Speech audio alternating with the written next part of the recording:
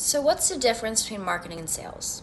Marketing and sales are both crucial components of a business's overall strategy to attract and retain customers, but they serve distinct purposes and focus on different stages of the customer's journey.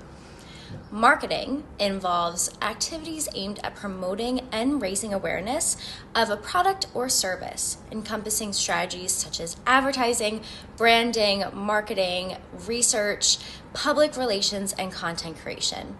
Its primary goal is to generate interest and educate potential customers about the value and benefit of a product or service, often targeting a brand audience to create a positive brand perception.